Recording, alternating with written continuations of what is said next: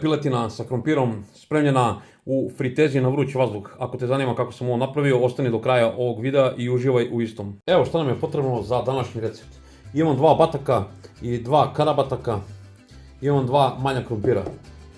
Imam suvi začin, imam biber, imam beli luk u prahu, imam malo ulja. Koristit ću ovaj silikonski dodatak koji sam kupio preko Temua. Evo da vam pokažem šta sam još kupio za ovu moju fritezicu. Kupio sam ovako silikonski jedan dodatak koji se stavlja na dno. To sam sve već koristio, ali to je tema za jedan drugi video. Kupio sam ove papire i kupio sam ove isto papirne posude. Otprilike kao što je ova silikonska, samo što je ovo sve za jednokratnu upotrebu. Tako da na Temu sam ovo kupio dosta jeftinije nego ovdje kod nas. Tako da sam ja ovo već sve probao. U nekim drugim receptima pokazat ću i te druge dodatke. Sada ću da stavim ovu silikonsku posudu u ovu moju fritezu. I šta ću da uradim? Samo ću malo da isveckam ovaj krompir.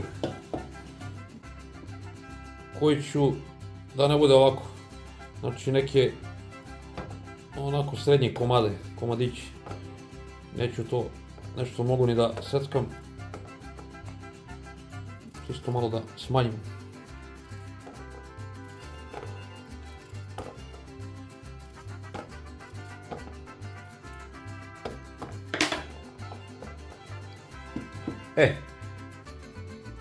Sada ću odmah to da začinim ovaj krompir. Da ne bi prljao ovu posudu, nema potrebe, pošto će biti teže da se opere. Uzet ću malo ulja, kupio sam i ovo na Temu, ovu prskalicu svi reklamiraju, pravo da vam kažem, i nije to baš tako sjajno. Ne morate to da kupujete, nije obavezno.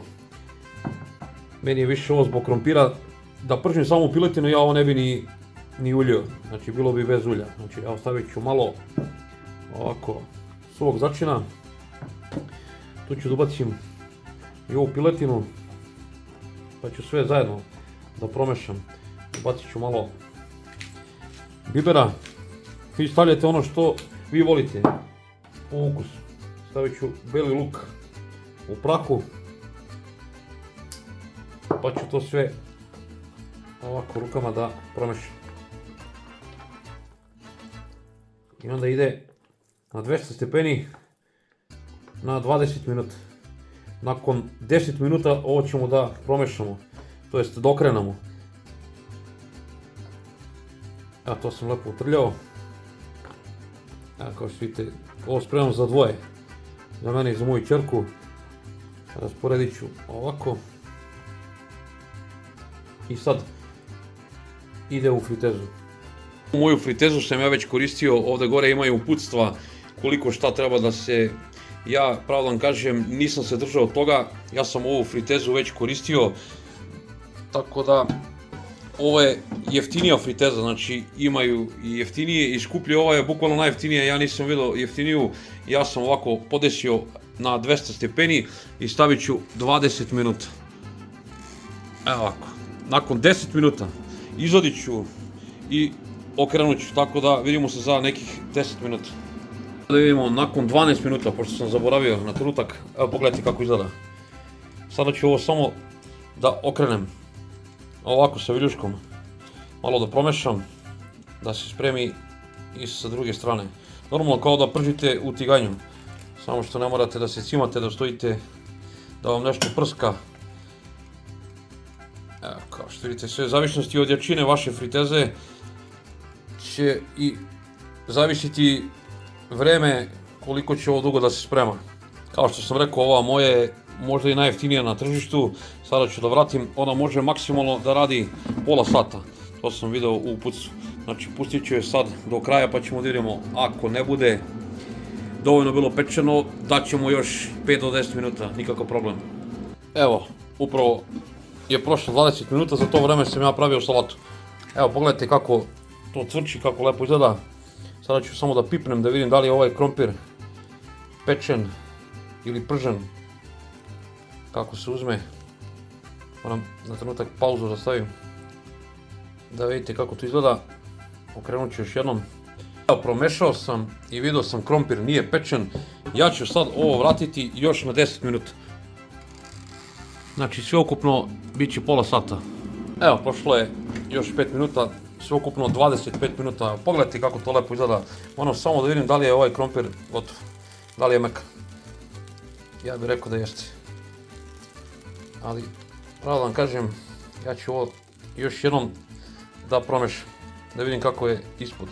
Evo, hoću lepo da bude prženo sa svih strana. Pogledajte koliko masnoće je otpustilo, tako da ću da vratim još ovih 5 minuta. To će biti sveukupno pola sata, pa se vidimo na kraju.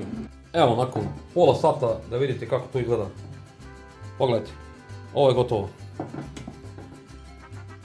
Sada ću da izvadim to u tanjer. Pogledajte sa svih strana, meso je pečeno. Ajmo malo da vam pokažem kako je iznutra. Pogledajte, znači nema šta, meso je skroz pečeno.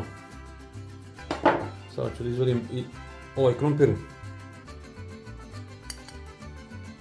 Tako da, eto, to je to. Nemojte se držati uputstva, svaka friteza je za sebe. Jednostavno neka je slabija, neka je jača. Nemojte se držati uputstva ako nešto piše 20 minuta, da to mora da bude 20 minuta. Znači nadgledajte kao bilo gde da spremate, to mora da bude, što se kaže, prženo, pečeno. Svaka friteza je za sebe, različitih jačina, tako da nema pravila nikakvih. Znači ja sam vam sad pokazao, tamo je pisalo 25 minuta za piletinu, ja sam morao 30 minuta zato što sam spremao sa krompirom. Vi možete i bez ovog silikona da spremate, ali onda isto se okreće na pola. Pogledajte koliko je masnoće ovo izašlo. Lakše se održava ova friteza, zato sam ja i kupio ovaj dodatak. Vi ne morate to ništa da koristite, ali onda je teže oprati samu fritezu i skraćuje se njen vek trajanja. Tako da, šta vam kažem, ako vam se svidao video, lupite like, komentarišite nešto, podelite ovaj video, tako pomožete rad moga kanala. Puno pozdrava od Sarpija.